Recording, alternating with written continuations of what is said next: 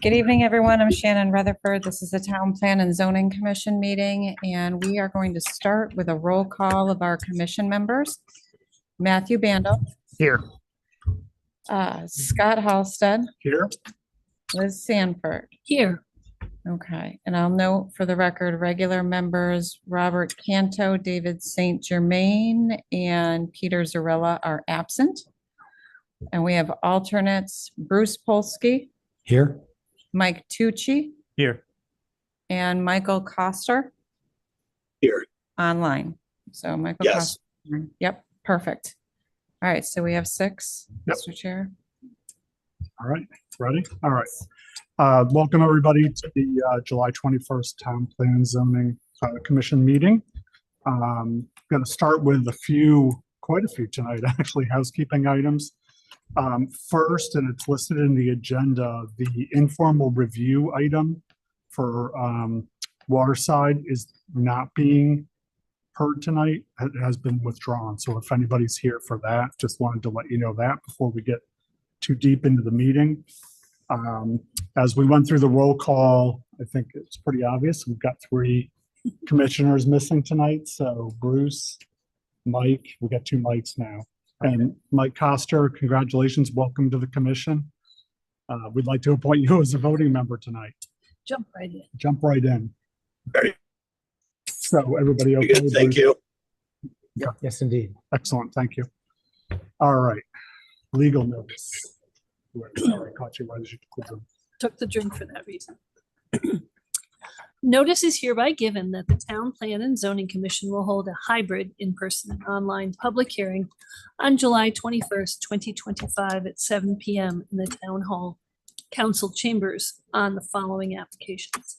Michael Pollard application for special permit and site plan review for the installation of a new septic system within the Ridgeline setback zone, Article 2, Section 26.e at 2 Old Pinnacle Road, R40 zone.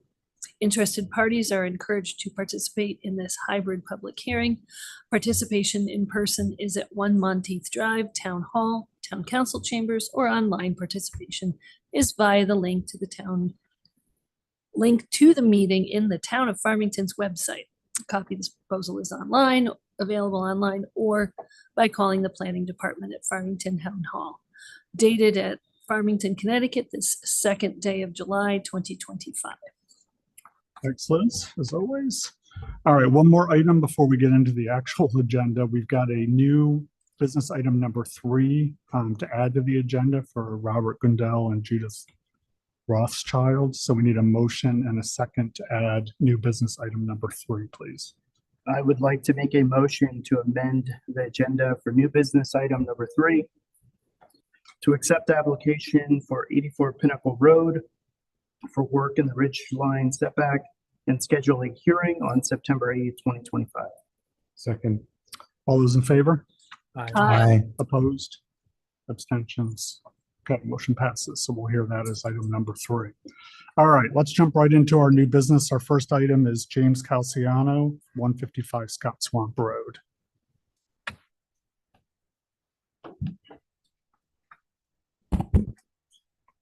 Good evening. My name is Charlie Talmadge, President of Development Planning Solutions, 225 North Main Street in Bristol, Connecticut, representing the applicant Farmington Heritage Trail Crossing LLC. One of the principals, Mr. Calciano, is here with me this evening. The application in front of you is a request to modify an existing site plan for the self-storage facility at 155 Scott Swamp Road to include the accessory use of having U-Haul trucks and vans on the property. Unfortunately, the trucks and the vans are there. They have been there for a little while, and we sort of overran the tips of our skis. The staff has asked us to legitimize that, so we've filed the application to come in here this evening. What is being proposed is at the worst, no more than 12 trucks, vans, or trailers to be at the property. But as we all know, they come and go, so there will never be that many there at one time. We are asking that we are allowed to park 1 to 2 of them up front. And the reason for that is the ease of customer use. People come, they pick them up, they drop them off. They don't drop them off in the rear, so it's actually a staff function to move them to the back and then bring them up for customer use.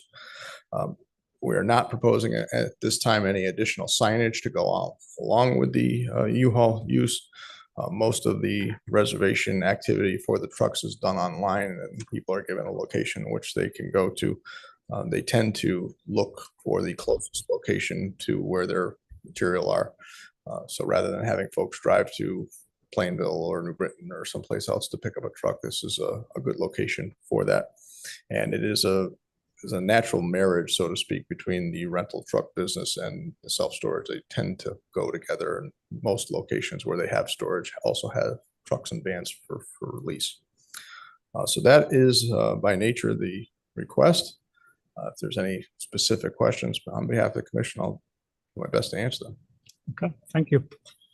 Matt, any questions? I think it's your questions. What's the mix of trucks and trailers and vans gonna be?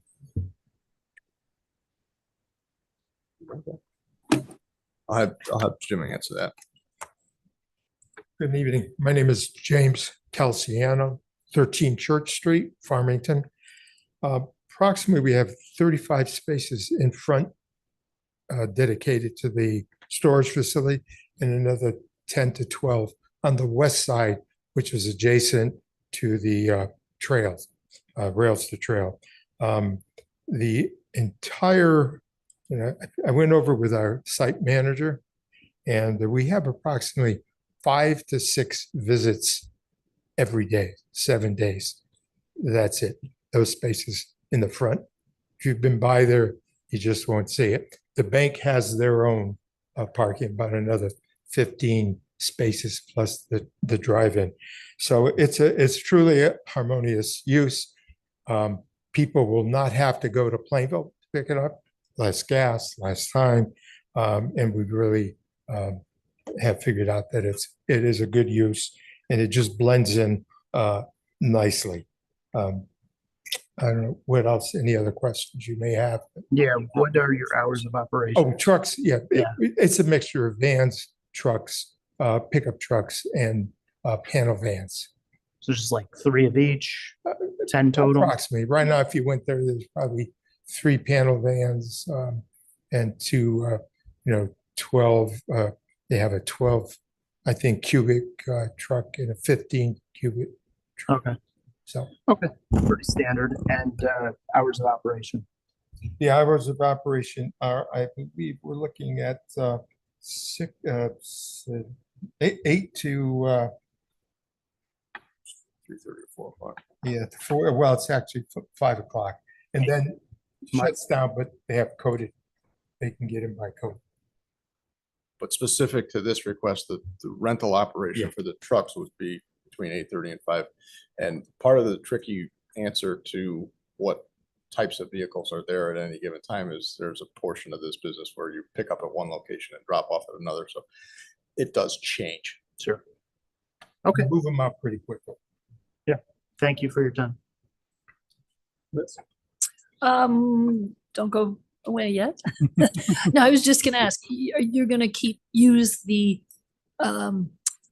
lot that, or the spaces that are visible from Scott Swamp. How many, are they gonna be way down in the corner, I guess? We'd like to have probably somewhere. Our office is. Where's the pump out? Well, here's the bump out and here's the green Yeah. area. Right, so it will be down. So the majority, excuse me for being off the microphone. No, that's okay. The majority of the vans will be stored in the back by Right. the enclosure. In this area here, there's 1 or 2 that get moved to the front. Will move down, not Down the vans part of they're down in this area. here. Okay. But then, as I said earlier, they come and go. They come and go. Okay, I was just curious what part you were gonna plan on using. That's it, thanks. Just gonna ask something in relation to that. Route 6 is at the top of that. Correct. Yes. Okay. It Yes. was all twisted around. No, you're right. So Okay. Route 6 is at the top. So if I jump over to an aerial here. So this is the same thing we're looking at. So you've got the rails to trails coming up the west side, Route 6 and the embankment. So the new rails to trails bridge, right? Yeah. Route 6, and there's a decent setback and embankment, and then the intersection with New Britain Avenue for orientation purposes. And So you can see the dumpster enclosure right about where the cursor is there. So the majority of the trucks will be back there Yep. for storage purposes, if you will. They do come and go rather frequently, but they will be housed back there, and then a couple of them get moved up for customer use. Okay, thank you. Bruce? Just to continue to follow up on the mix of vehicles, I think we said up to 10 Yes. that we were talking about, so Up to we 10. won't see 15 or 16 at times Up to 10 in the rear, in the rear. 2 up front. So a And 2 up total of 12. It's unlikely that there would ever be any more than that. Okay, I don't know how U-Haul franchises work, but they also have much bigger trucks too, like 5-ton and others that you won't be in that part of their business. It has to fit in our parking spots. It has to fit in the parking spots, which is exactly where I was going with the question. Okay, perfect. Thank you. All right, Mike Tucci. I'm gonna say last names now. Yeah, I walk my dog over there every day. I just thought it was part of the storage. I haven't really noticed a lot, but yeah, no questions for me. We want it to be. Yeah. Mike Coster, any questions for the applicant? I guess the only question I had would be, when you park a big truck out front, will there always be a big truck parked out front? And is that part of kind of like the advertising or signage? Or you said there was no new signage, but I know a lot of times you'll see a big truck parked out front of a business and side of the truck has the advertising on the side of it. So I'm from what you said, I'm assuming you're going to be moving them in and out and not leaving them out front. That's Correct. correct. There will be no large trucks in front. I think sometimes there's one there. It's usually along the trail because it's too big. Okay, that was it. Thank you. Thanks, Mike. I don't Just to be clear, Yeah, we're not please. proposing to park a truck out there in front and leave it there. It comes, it goes. Sometimes it's there, sometimes it's not. A big portion of the request to have them up front is they're gonna be there. Yeah. So we don't want somebody driving by, oh, wait a minute, there's a truck there. That wasn't part of the And we'll arrangement. So limit how many will be there, never be more than 2. Anybody else think of any additional questions? Sounds good. Okay. Thank you, gentlemen. anything from Thank you. staff? no, that was just it, but that is a valid, so if we're allowing it to park, it does basically act as a de facto sign. Mm. So just, and that's fine. But then that's gonna be allowed, and so if there's Yeah. 1 or 2 and they're rotating in or out, there will be no staff enforcement regarding that, because there's no way we are going to police. There was 1 here yesterday, there was 2 here Right. on Wednesday, there was none on Thursday, there were 3 on Saturday because somebody dropped 1 off, but they dropped the keys. So that's fine. But that's something the commission needs to be cognizant of, is Yeah. that it does act as a de facto sign. Thoughts? May I add that Well, since I had the conversation with Shannon, we haven't been parking any of them in there. The only time you may see one, somebody dropped it off. Correct. And then we moved it. I said, no trucks Yeah. until we hear from you people. Yeah. But that's worked out. Thank you, Shannon. No, it is. And that's, so the Commission- only time I've seen it, so I run on the trail on the weekend. Yep. And that's, so I've seen, and it's not, to Mr. Calciano's credit, he is correct. It is not on a regular basis. But if somebody drops out, because there's a key box to drop off, correct? So if somebody could drop off hours, drop the keys. Obviously, they're gonna drop it at the front. They're not dropping it at the rear of the building because they dropped it off hours. So that's, and I suppose something to keep, if they were to ever come back asking for a sign, well, then that's something to consider, right? You don't need a sign because your sizable vehicle is Yeah. parked out at the front on enough regular frequency, if not daily. So, but that is something to consider.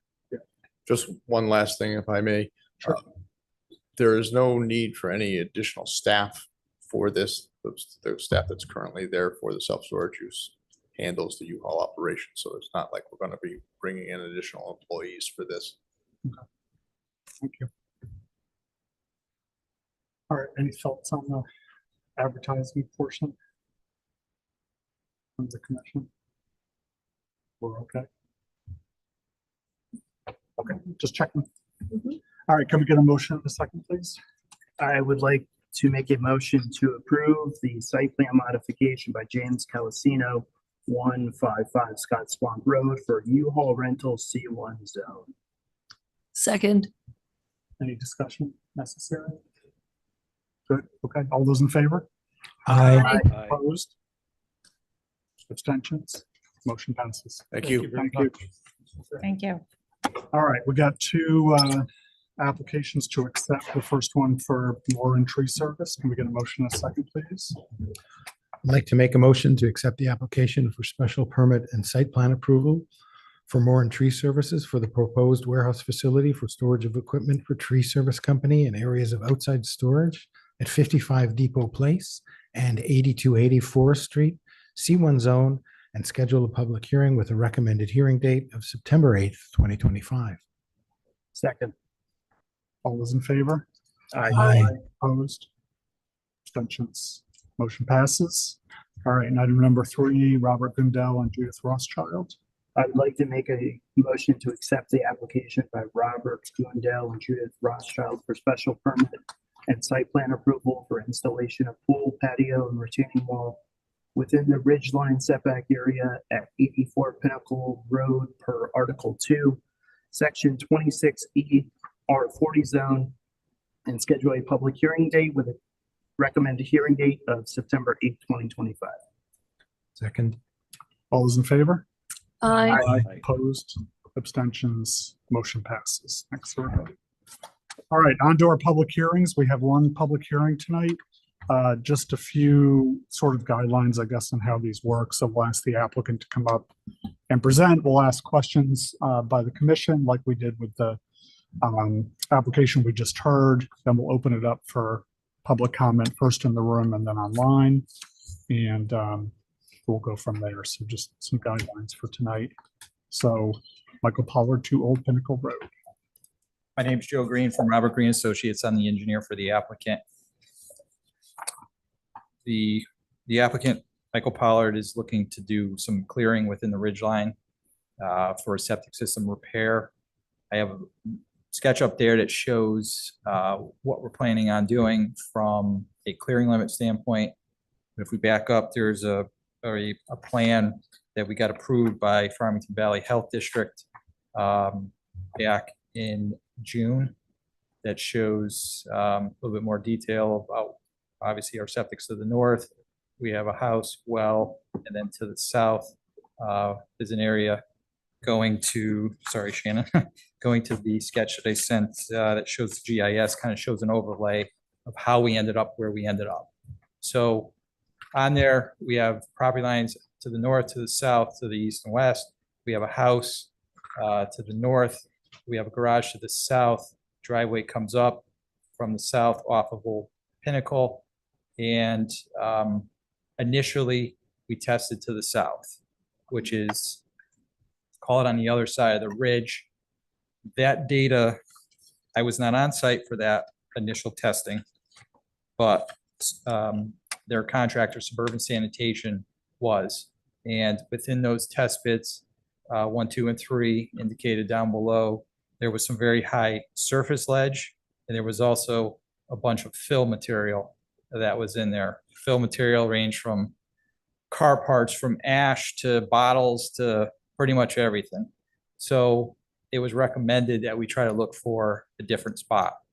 So jumping back, we ended up going to the northwest portion of the property, and we tested in that area, and we had suitable soils.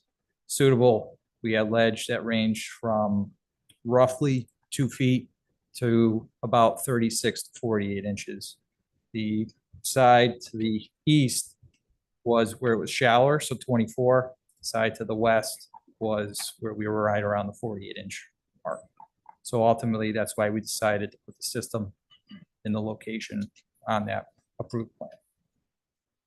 Just to the, actually just to the south of that, where I have my topsoil stockpile, just to note too, that area is pretty much all surface ledge. So we obviously had to rule that out, still within the ridge line, but we ruled that out also. A couple other things that we looked at. To the south of the property, there's pretty steep grade difference. Goes into a drainage swale. There's a pipe underneath the driveway, drainage swale up to a little plateau area. And then we actually have wetlands on the southeast portion of the property. So once again, it was a recommendation of Farmington Valley Health District to find an area. And we found that area called test area number 2.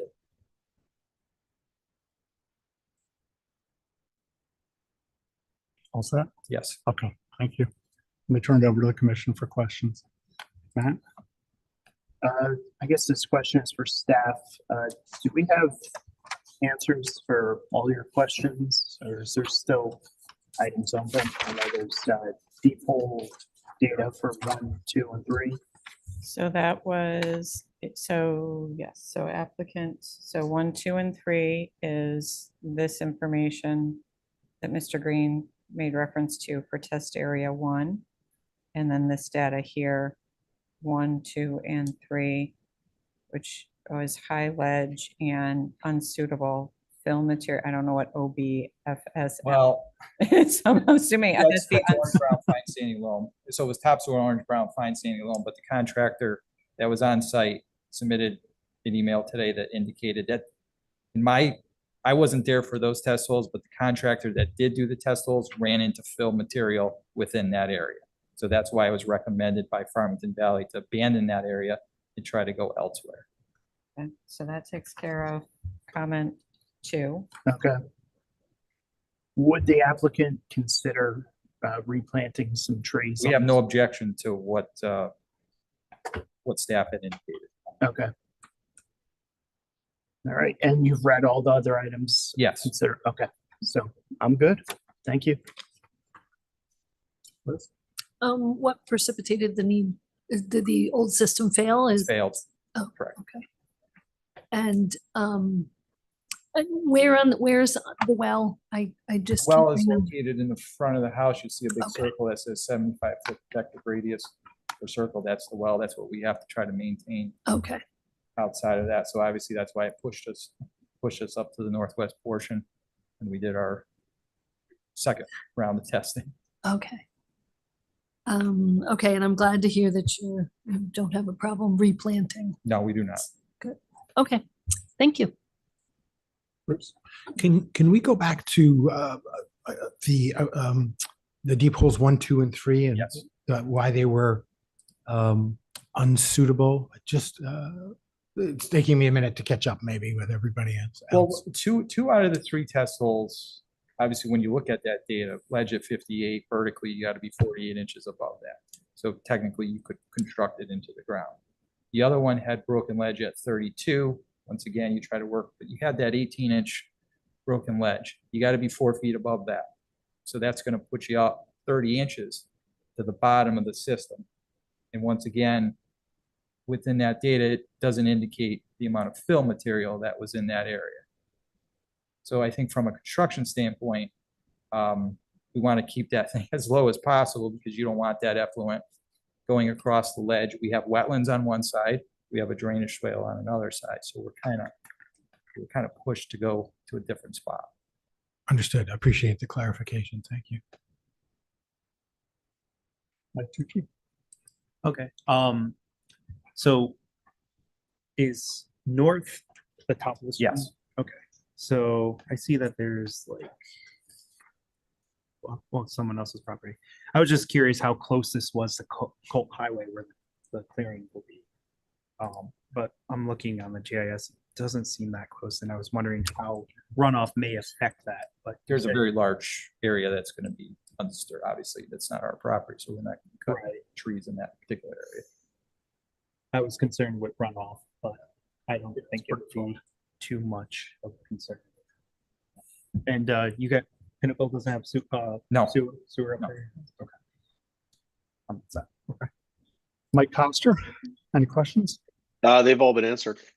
Okay. So I'm going to ask a silly one.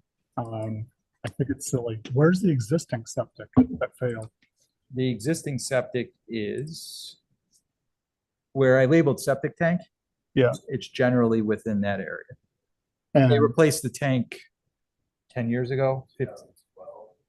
So about 20 years ago okay, was the tank was replaced, so we're gonna keep the existing tank. So it's in that, usually they're right, it's right in that particular area right there. so this is an additional tank?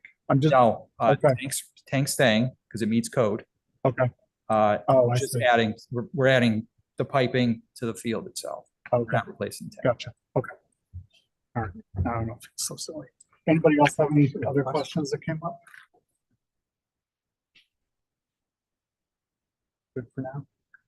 All right, well, this is a public hearing, so if there's anybody in the room that would like to speak for and in opposition to the application, If you're, you You gotta have to come come up, up, sorry, please. you gotta come up. to the we'd podium. love to hear your comments, but you have to come up to the microphone. Please introduce yourself and your address as well. I'm Michael Pollard. I live at 38 Pinnacle Ridge Road. Have purchased this house, which my son, who is living in there now, will eventually own. It's my property that's behind his. My property swings around and is there behind. Unfortunately, it costs way too much money to hook up to my sewer system, because I do have a sewer system. So anyway, the thing right now is that he has to take showers, has to do his laundry at my house because this system is so poor right now. So we can't run washing machines, et cetera, there. So nothing technical to add, just thank you for your time. Appreciate it, thank you.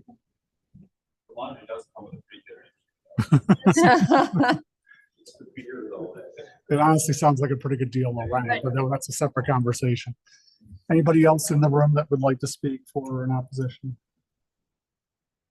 Okay, if anyone's called in to offer comment regarding the application at 2 Old Pinnacle Road, please raise your hand using the feature in Zoom. You will be acknowledged to address the commission. Again, if anyone's called in to offer comment on 2 Old Pinnacle Road, please raise your hand using the feature in Zoom to address the commission. Mr. Chair, there are no hands raised. Okay, thank you, Shannon. Any additional questions from any commissioners? Any discussion? Just as presented to capture the items considered. That's good. Everybody's good? Okay. All right, let's get we can close the public hearing. I think at this point, let's get a motion in a second, please. To close. No, just, I can close it. We just need a motion in a second now to, I'd like to make a motion to, first day apparently, yeah, no, I told you it was one of those meetings. to approve the application for a special permit by Michael Pollard to Old Pinnacle Road for special permit and site plan approval for the installation of a new septic system within the Ridgeline setback zone, Article 2, Section 26E, R40 zone as presented. Second. All right, one more check for any discussion. Everybody's okay? Know what we're voting on? Okay. All those in favor? Aye. Opposed? Abstentions? Motion passes. Best of luck. Okay, good luck. I hope you still get invited over for dinner. There you go.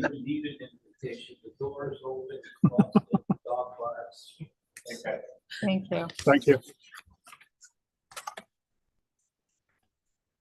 All right, Jen, Okay. off to you. So yes, we have a few planners report items. Let me pull these up here.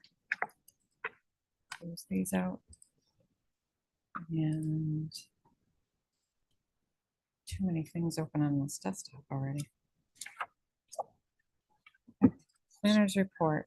This should be really easy. This is the library. So our Farmington Village Green and Library Association at 6 Montieth Drive. So the library here at the Town Hall campus, our main library, would like to upgrade their sign.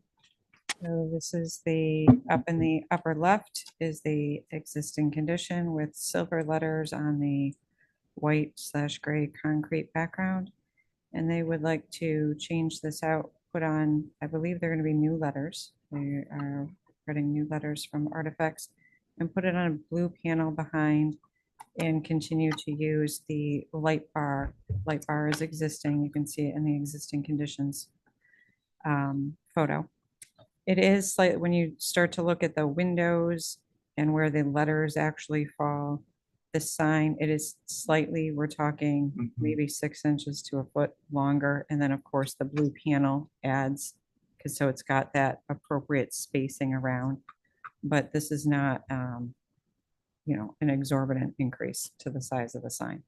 So if the commission is in agreement, then I was going to let this go to building permit. It's really a like for like replacement. It's simply the addition of the blue panel behind. So unless there's an objection to that, it'll go to building permit. I think it looks. I was thinking that too, like why the blue over maroon? Was the only I question in think my part mind. of it is the contrast and Yep. getting it to pop. Pops. Yeah, Yep. getting it to pop. Fair enough. Let's see. No, it Yeah, looks good. I had the I same mean, thought, so. All right, Sure. I'm getting head shakes across. We're good to go Yeah, to building all good. permit. Please. Okay, this next one up is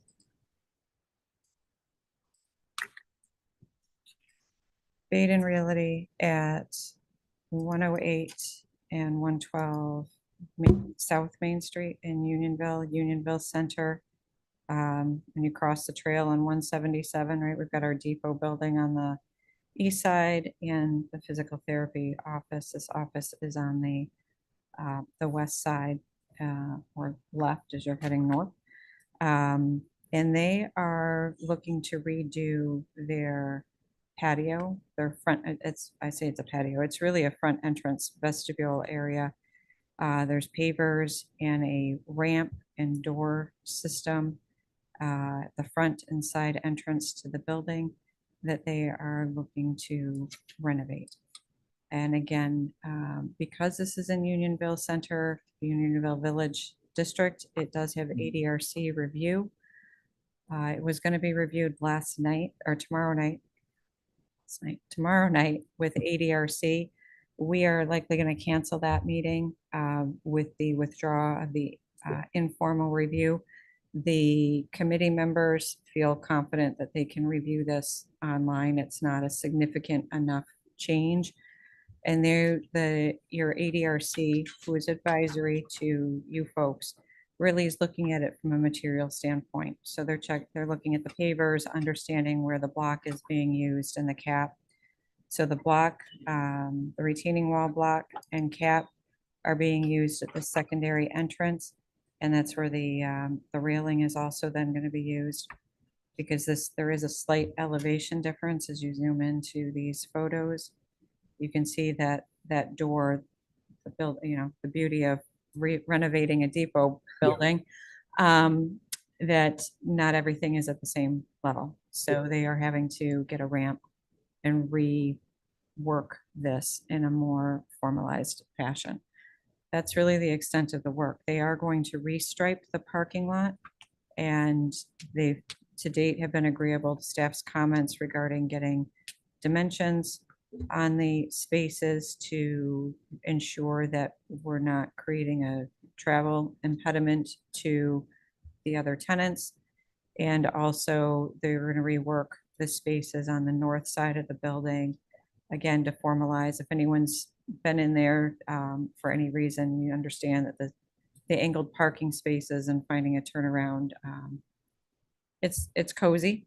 In there, they were going to try to get 90-degree spaces, and they quickly understood that dimensionally wasn't going to work, that they will have to stay with the angle. So again, ADRC is reviewing materials. They've already started that process via email today. There will be a formal cancellation of the ADRC meeting that'll go out tomorrow morning. But if the commission, if you're satisfied with staff's oversight on this and getting the feedback from ADRC regarding materials, we were going to let this proceed under staff review and that oversight. Seems appropriate. Are they changing the doors or anything to go with it? Or At this time, no. I think they may have done some of that door work previously. I think that's a relatively new door Okay. that may be what prompted some of this. It looks, Interesting. so they have done quite a bit of work interior to the building. I think some of the doors were done at that point.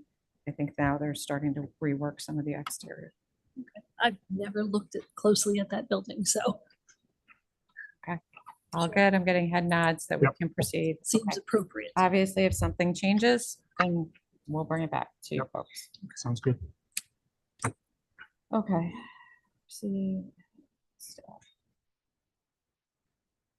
I'm just making some notes so I don't lose track. And then parking and storage of commercial vehicles. I got a couple of things done between, actually today, I did it today between when the meeting, the agenda review went out and today. So I was able to get some info on our heaviest electric vehicles.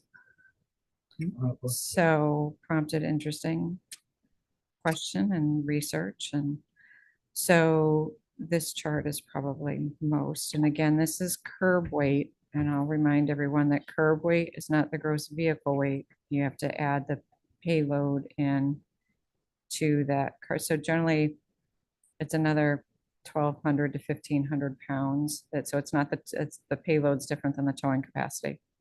All things that Wow. this was not part of my PE and education, my engineering education, but Yeah. Anyhow, these are things that we learn as we go. So basically you would add 12 to 1,500 pounds. And again, it depends on all the varying details that get added in. But these are what the sum and substance is that the batteries are about 1,000 pounds. The average electric battery weighs about 1,000 pounds. And then when you get to the Hummer EV battery can go up to almost 3,000 pounds. So it does add a significant weight to the vehicles. I think if we were to go back to the weight classes, so that's this curb weight that includes the battery weight. So they're still under 10,000 pounds. If you were to add the payload into it, it pops at just over 10,000 pounds. I don't know, you could round it up to 11 or 12, maybe. It probably is not going to top out more than that. So we can probably figure out a workaround on that and use that as part of our, keep that in mind when we rework the regulation, which I think, hopefully now that we're on hiatus, I think I'm going to put that at the top of the list and hope to have a draft for you folks to actually start to get your teeth into in September. The other document I found was just this. It was the discussion on gross vehicle weight, what does it mean, and then your curb weight. And so it talks about gross vehicle weight, payload, curb weight versus gross weight. So all of these, again, fun and exciting terms Right. that we are parsing. So this is, it talks, right, your gross vehicle weight is the curb weight plus your payload, which is separate than the towing capacity. So we can marry this information with the chart from FHWA that had the classifications in each classification and the maximum gross vehicle weight, and start to drill into this and start to figure out how we want to do this. I don't know how much this is kicked around in the back of everybody's head. Is there a thought with the commission members? And I understand there's just 5 of you here tonight and Mike is online, but is new to this conversation. Yeah, I'm just catching up. I'm trying to figure out, I know a lot about what you're speaking of with gross vehicle weight rating and curb weight, towing capacity, all that stuff, but I don't know what it's really related to. Why we're doing this. So we're looking at reworking the regulation in our residential portion of the code. So I can get you caught up on that, Mike, and send you some of the background info, but so in our residential regulation, it discusses limiting the number of commercial vehicles on a residential property, but it uses the older nomenclature referring to vehicles as 1.5, up to 1.5 ton. And then that, again, it's an older, the regulation dates back to 88, so it's somewhat of an antiquated nomenclature. And then it was also using combination plate and commercial plate as a metric for determining whether a vehicle was commercial and lumping combination plates in, indicating that they were commercial for purposes of this regulation. And the regulation limits a residential property to only one vehicle of this type, which now that all of our vehicles are larger and bigger, or not all, Gotta change, yeah. many homes have larger, bigger vehicles, and at times more than one. This has become a challenging regulation to enforce because of the antiquated nomenclature and the shift of how, of just the size and magnitude of the vehicle. Yeah, I mean, it's gonna be really tough to put it, because basically what you're trying to do is keep somebody from storing a whole bunch of their commercial trucks on a residential property.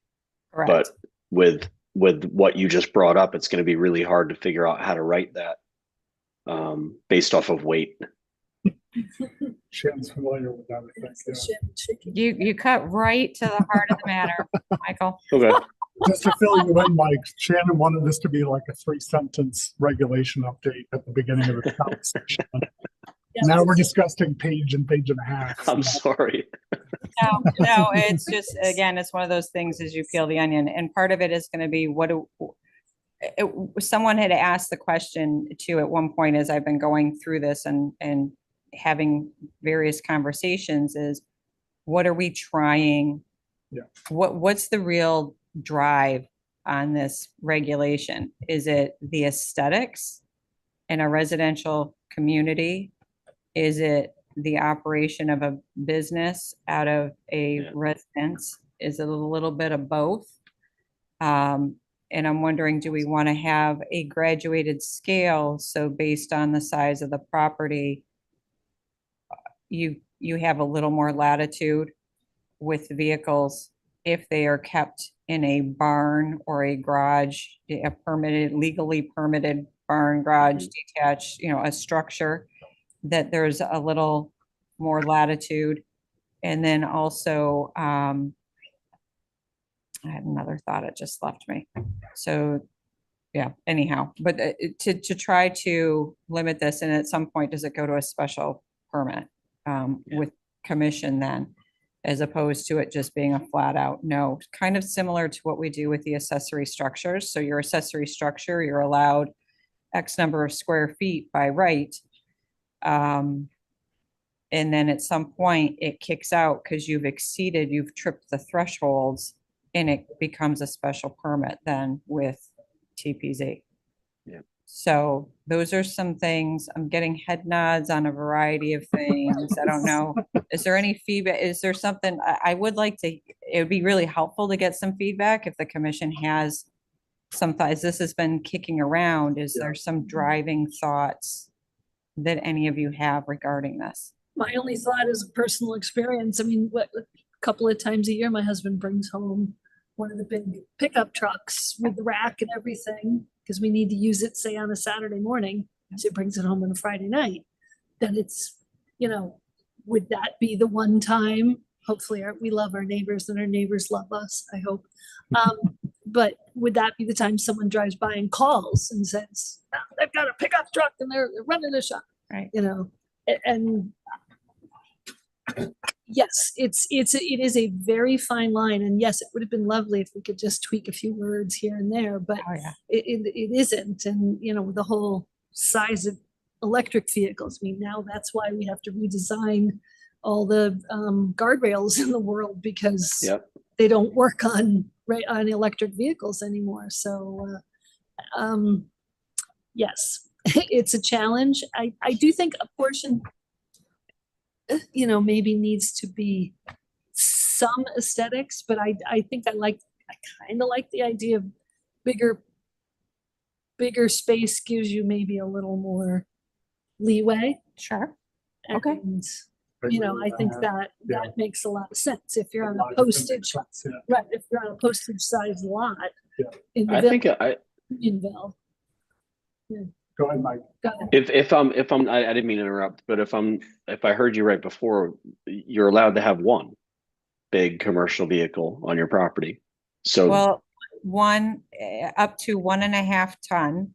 yep, And no more than 4 wheels. So once you got to a 6-wheel vehicle, so if you had a dually. a if you had- dually, yeah. Right, then it's an automatic kick out. We have to figure out how to, kind of have to figure out how to write it so that it's not based off of weight, and because a Hummer electric vehicle is something totally different than a panel van or a big work truck. I'll think about it. And the large electric vehicle be the exception to that rule. Yeah, Like, do you have almost like a secondary, except for large, except for this class of vehicle or whatever it is that We can. is gonna weigh more because of the battery.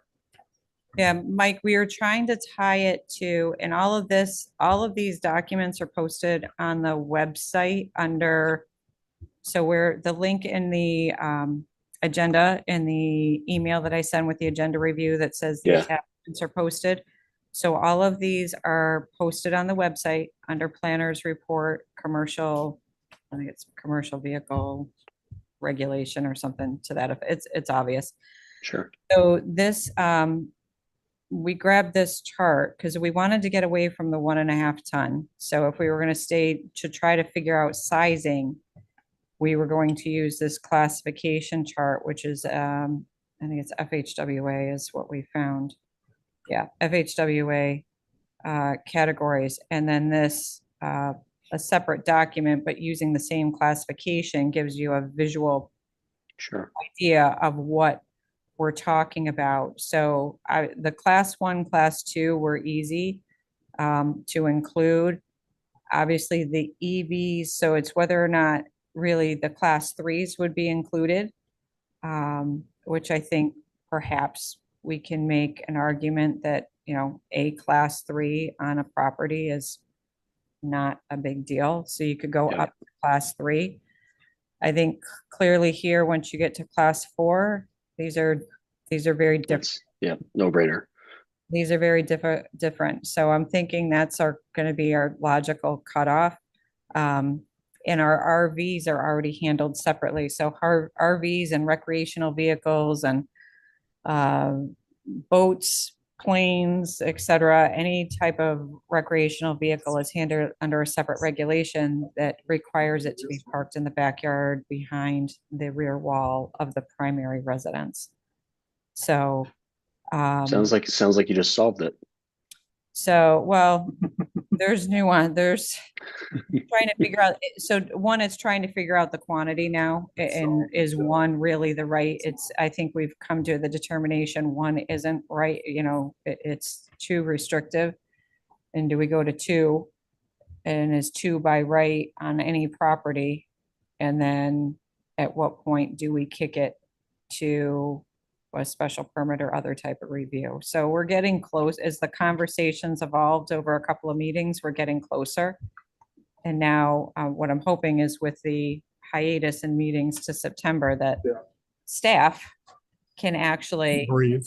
get her Yeah. brain to stop spinning on other things for, a couple of hours at a time, and actually look at all of this and drill into it for a little bit and give you something tangible to start to pull apart.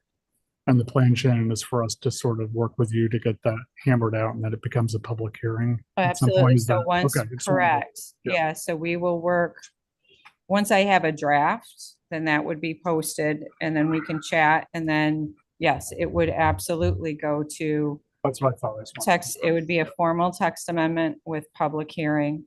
Absolutely. Yeah. Yep, that's exactly how it works. So no different than anything else.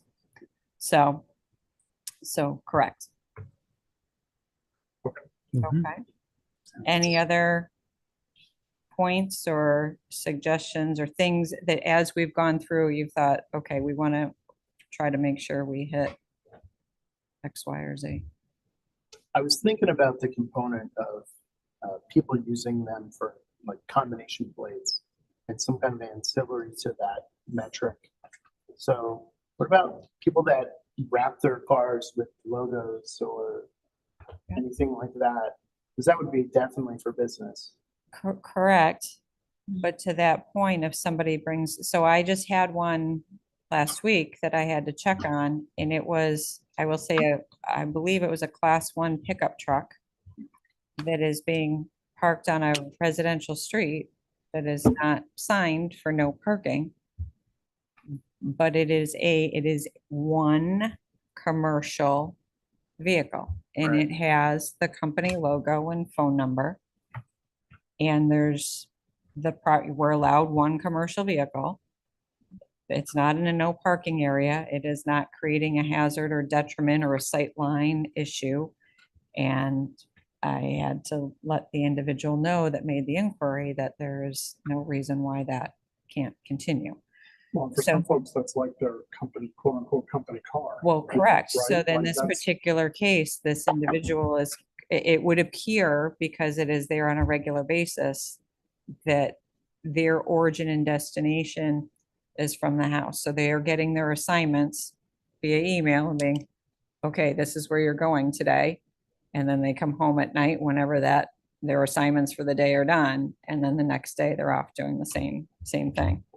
So that's my struggle with saying no logo on it, because if it is an assigned company vehicle and we can't pick and choose, right? I can't say that, this type of logo or this is okay and somebody else's isn't. Right, go back to the old Mary Kay days, someone had Mary Kay, well, oh, that's fine, it's just Mary Kay. But, the bail bondsman or the Geico representative, right, you Right. can't pick, right, as you say, you can't pick and choose. No. What's Mary Kay reference? I heard that one. I don't know where it came from. Now we can think limit so. it, so we could limit it to one commercial plate, one commercial or one commercial plate per property, so we can still do that. As part Yeah, I of, think because when you get to the class 3 trucks, I know I have a 3500 and I had to register it as commercial. Even though it's not a commercial truck, I just use it to tow my, my boat and my trailer, but I have commercial plates. Because Got with a 3500, you have to have commercial plates. I don't know about the electric vehicles. okay, yeah, and we've tried to drill into this on the DMV and we've had moderate, and I say it would be the men in my office, Bruce and Garrett have drilled into some of that, and moderate success. Some of the latest information we had from the state was a number of years old, trying to discern at what point do they kick it out to a commercial plate. So That was the difference when I was buying my truck. I asked, like the 2500, 3500, they were very similar. The 2500 with additional, you can beef it up so you can tow heavier and increase the GVWR. But they said the reason people do that is so they don't have to register them as commercial. So if you get the 3500, which is already beefed up, you have to register it as commercial. okay, That's right. Interesting. okay, that's helpful. Thank you. You're welcome. Okay. It's gonna be the nuance, which is impossible in this scenario. There's There's Okay. always going to be a loophole that somebody's going to exploit, right? But But you're never gonna cover it all. Especially without trying to be too restrictive. I know multiple houses that have multiple 250s, right? Just, Right. Right. their kid gets, turns 16 and they get an F-250, right? That's just what they do. So right. you have to drive a car. Maybe they need to come for a special permit then. In those circumstances. I mean, if it can be granted, then it makes sense. Okay. I think I've got a flavor. Okay. You said, well, thank you for the input. That's helpful. And so we'll look at trying to craft a regulation. So the goal is to have something for all of you for the first meeting. That's actually a draft regulation that we can start to pull apart and work with. All right. Okay. And Oh, what sorry, else? Sharon, do you have more? Excuse me? Did you have other items? The only other item is we received an email from CROG, our Capital Region Council of Government. And there's a stormwater survey that they would like us to take. They would like us to distribute it to all of our commissions. And we will probably post it on the website and do an Everbridge announcement. So any resident that wants to may also make comment or take the survey. I have not done it yet. I will try to do it before I'll do it tomorrow morning before I send it to all of you, so I can at least tell you it's 5 minutes, it's 10 minutes, it's whatever. But they're trying to understand, I think, get a general knowledge or general understanding of the general public's knowledge of our storm sewers. And does everyone kind of get that, hey, it's draining to a river or a wetland or a water body? And also, they are starting, and you may have heard, discussion about a stormwater tax, just like we have a sewer tax and a water, you pay for your water, and you pay for our sewer use, that there would be a stormwater tax, and how that could potentially be used either for cleanups when there are things that go wrong or aren't being done properly, or for educational purposes, et cetera. So, again, I think this is like high level, just getting started and trying to get a broad sense on the public's understanding of its importance and how it works. So that'll come out, and then to the extent you have the time, interest and energy, your participation would be appreciated. Okay, that's it. That's all I got. I did have one quick question. Of course. No, that's fine. Probably answer it, get us out by 8:15. That's okay. I was looking at Zillow this weekend, Okay. doing a little shopping. But I was scanning through and I could have sworn, now I was in the car, so I wasn't looking carefully. But the Route 6, the storage facility that we approved, that they were gonna, it looked like that piece of property was on Zillow. As I said, I didn't get a chance to look at it carefully. It's entirely possible that they're Okay. flipping it. Which just made me think, what's happening? Anything? No, so they did file the conservation easement, so that happened. And we haven't heard much since then. Nobody's Okay. pushing at us. My guess is they either the market has shifted or slowed as a possibility, or the cost for removing the rock Mhm. and actually Lot of it. constructing it may not be penciling the way they thought it would. But I am not sure. That's Okay. solely speculation. No one is called. I have not heard. So, Just got me thinking. Storage crisis when they came in. but it's, Yeah, it was. it What's is, that other adjacent parcel? Was those two sisters that showed Yeah, up? there's Correct. Maybe it there's was two that. pieces of property. Maybe Because I it saw was- a for sale sign of that. Correct. Maybe Yeah. it was that. When you go down Route 6, you can see it. yeah. Maybe that was what I was on Zillow. So that one has been for sale, and that one we received inquiries on that parcel, that Mhm. the vacant one. I mean, they're both vacant, but the one that Mhm. had not been permitted, we receive inquiries on that on a regular basis. So we field, that's what we do. We get caught like all the time. These Interesting. calls come in about, hey, can we do this? And what do we need? This is what we want to do. And how do we do it? And where is it in the regulation? And Mhm. so there's normally, before anything gets to you, it typically spent a couple of months or at times years with us before you all see it at some level. I'm sure. Yeah. Oh, and how did our food truck guy do? Like, how did that? So I think it went well. I think he's anxious to see, like, to get more traction this next year's, because I think now in the summer, he's here, there, and everywhere. I'm sure. So I think in the fall, or as things cool down, and he's back using this more as a home spot, he did re-register. Okay. So, because the re-registration was required in June, which we had said there's no fee for, but he had to get his re-up his peddler's license in June anyhow, so that's, we tagged our registration with it. So he did do those.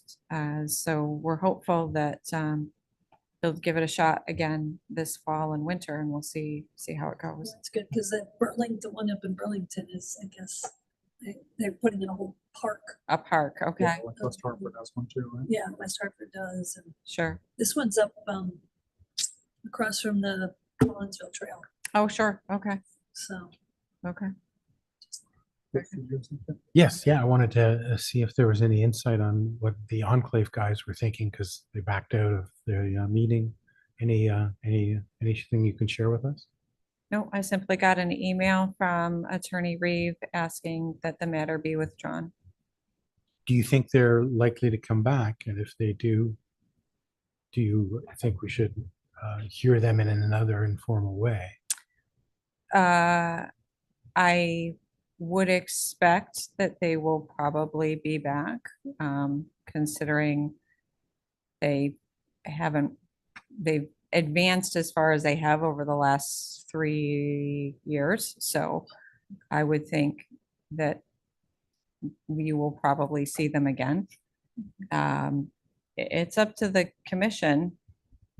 I guess if it's a substantive change and you think there's a benefit to saying it informally, then you can do that. As I had shared the Connecticut General Statute Mhm.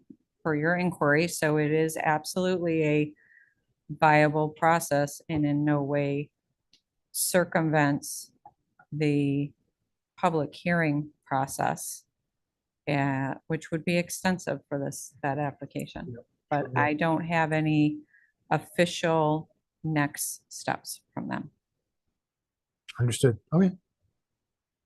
Yeah, I mean, in my opinion, Shannon, I think I don't see what the gain is in the second informal hearing. We've done those informal reviews before. I think even the property next door, we did it.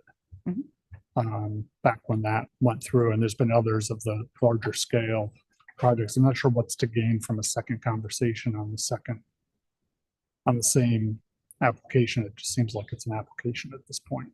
Like they got some input from us. They know what our concerns are. That's fair. I don't want to get into traffic reports and some of the stuff that they send in until it's at an application That's fair. stage from my perspective. Okay. My only thought is they may ask to come back and do another informal review once the election goes through and they want to take the pulse on like the new board. Like the new committee, like who's on there. Yeah. That would That be maybe would relevant. different. Yeah. So I think I think the amount of time lapsed. Yeah. Yeah, And I agree the with that. situation would have to be considered at that particular point in time. But Yeah, I think informal reviews are a good viable thing for development. You know, it helps develop things in the way we want. But at the same time, it is also an opportunity for a developer to get some insight with how the public feels without, really committing. It's like test the waters. Yeah. Right. So I agree with my commissioners. I think they have their freebie. They can see how the public feels. So it's, full application next time. okay. Good. Anything else? All right, I'm actually going to ask a logistics question about the minutes. Okay.